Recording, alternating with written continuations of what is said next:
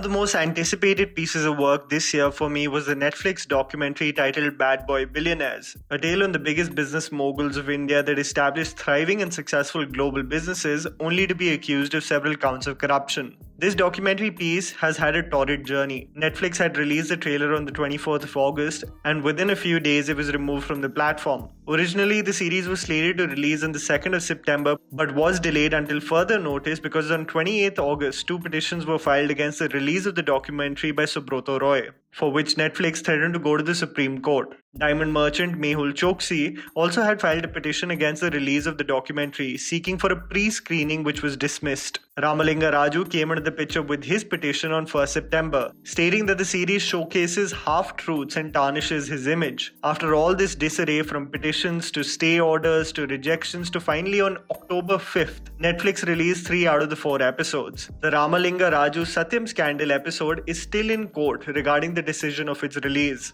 Bad Boy Billionaires showcases Vijay Mallya and the downfall of Kingfisher, Nirav Modi and the Punjab National Bank fiasco, and finally the unethical chit scheme of Sahara by Subrata Roy. I'm going to be talking about my favorite episodes in ascending order from least favorite to the best episode, and trust me, I'm not kidding, this is worth your time. So listen up.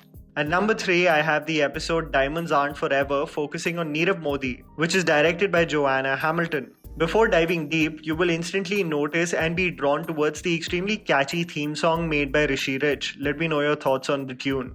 The episode falls in the category of least interesting out of the 3. It is mainly because of 2 reasons. Number 1, Modi compared to the other gentlemen in this series is a more reserved and private individual. Therefore, his bites or interviews don't necessarily develop into showcasing him as a pompous individual. And 2, a lot of the sentiments regarding Nirav Modi and everything in support of his character were rather banal. He's a good guy, fine, but that doesn't absolve him of his crimes, you know what I mean? The series throughout its episodes beautifully presents irony in its first frame. The opening lines of Nirav Modi from an interview stating that the diamond industry is all about trust. The series, while briefly presents the origin story of Nirav Modi, a boy born in Gujarat in a family of jewelers, showcases the intrigue and especially skepticism of the general public of how he rose to such prominence out of nowhere. An educational takeaway that I imbibe from the episode is the excellent trait of Surat, the diamond city, praised for its precise labor and intensive work, that is built on a sense of clanship, family ties and trust. While the episode only briefly focuses on the influence of Nirav Modi's uncle Mehul Choksi, for whom the majority of the people did not have kind things to say, it provides a commentary on the meteoric rise of Nirav Modi on a global scale. From providing services of diamond cutting and polishing to having aspirations of becoming the global market leader next to Tiffany and Sotheby's. The 2 counts that really stuck with me are the acts due to which he is currently in a UK prison. While this information is public, it still provides you a horrifying perspective on the corruption in the government-owned banks, where favors are preferred over guidelines, and how in the pursuit of world domination, these entrepreneurs are willing to go to any length. From setting up shell companies all over the world in mostly tax havens, trading amongst each other in order to inflate prices of diamonds he himself owns, to not providing cash collaterals for close to 6.5 years for innumerable letter of undertakings from Punjab National Bank, a means of getting inexpensive foreign currency. It was alleged that Nirav Modi owed the bank by 2018 close to 11,300 crores.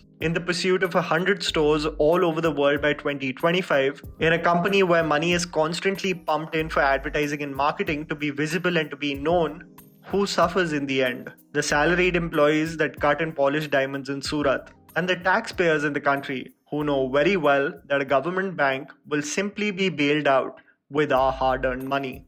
At number 2, I have the episode The King of Good Times, focusing on Vijay Mallya and directed by Dylan Mohan Gray. The main reason why this, according to me, is in the number 2 position is because despite Mallya's irreparable and heartless acts, his unapologetic attitude for his wealth and empire makes for great television. As the camera does an aerial shot over the ruins of Kingfisher Airlines, Veer Sanghvi states, whenever you would point towards his wasteful expenditure, he would say, I am the brand. The episode provides a take on the roots of Vijay Mallya, the only son of entrepreneur Vittal Mallya. the chairman of United Breweries. In contrast to his son, a reserved entrepreneur that kept a low profile, both due to the existence of a largely conservative society in India and the taboo treatment of liquor. A fascinating clip of Mahatma Gandhi is showcased as being aspirational of complete prohibition in India. The spoiled only child who loves fast cars due to unforeseen circumstances has to take over the business at 28. What I love about the series is the balanced debate around the individual,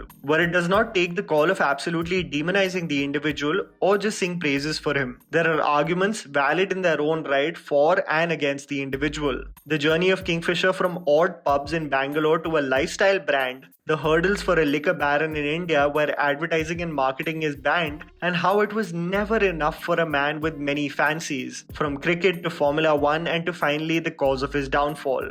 Aviation. This episode also beautifully sheds light on the public's perception of people who openly showcase their opulence and success. How we have an inherent disdain for people being clicked at parties, being human and having a good time. The dissection we do on social media as a mob of celebrities, of merely having a good time. But it was never enough, was it, for Vijay Mallya? A man who more than monetary success wanted global domination and notoriety. The downfall initiated with Kingfisher Airlines and its boundless vision. That was more than Mallya could handle. The aspiration to provide a luxurious experience absolutely skyrocketed Kingfisher's cost, originally intended to be a strictly economy flight. The acquisition of Air Deccan, several Airbuses, almost window shopping in Toulouse, saw the debt of his company increase from 13 million in 2005 to 3,912 million in 2010. Loans suspiciously acquired from IDBI Bank strictly based on financial projections and the brand value of Kingfisher, and nothing tangible.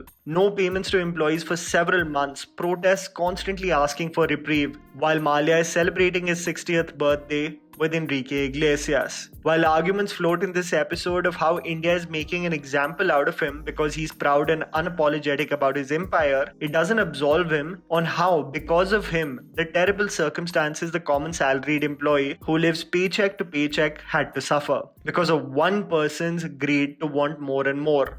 At number 1, I have the episode World's Biggest Family, directed by Nick Reed, based on Subrata Roy. As a 90s kid, I remember Subrata Roy had become a figure that was present everywhere, from television channels to residential properties to movie productions. We could see this figure referred to as Sahara Shri everywhere. But how did this son of a common civil servant from Uttar Pradesh become so powerful? The episode is a thought-provoking one on how a man of the people knows one thing for sure: how people work. And this episode especially showcases to you Subrata Roy's understanding of the Indian population, starting his chit scheme in the 1980s while the access and education regarding banking was virtually unknown to rural India. This common man would encourage individuals to donate 10 to 20 rupees a day, with the promise of doubling the money in 3 years. Considered to be the savior of the downtrodden, this, bluntly said, pyramid scheme would eventually hire agents to collect these daily amounts, with little to no training, only to encourage more investors to join. A model that only works if constantly the pool of investors keeps on increasing. The target demographic that Roy focused on was the ill-informed rural population that saw it as an investment with any other bank.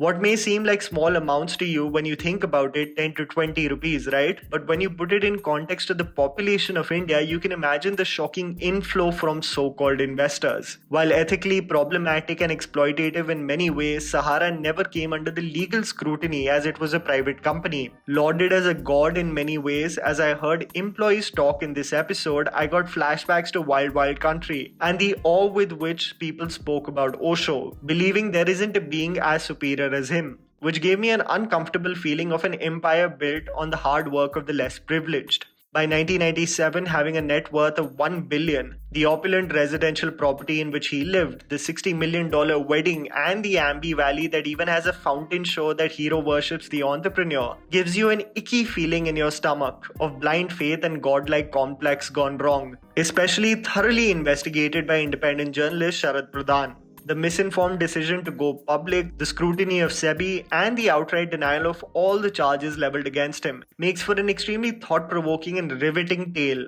on a man who was unshakable. Bad Boy Billionaires has had an extremely tough journey to get released. In a country where we barely get some gritty documentaries on aspects that are relevant politically as well as socially, this is a necessary step towards more compelling pieces like this. Big respect to producers Francis Langhurst and Reva Sharma for being courageous with this piece. While the show still presents information that is already known in the public domain, it does put into perspective the drastic inequalities of income in this country and who suffers the most in the pursuit of monetary individual domination: the common people.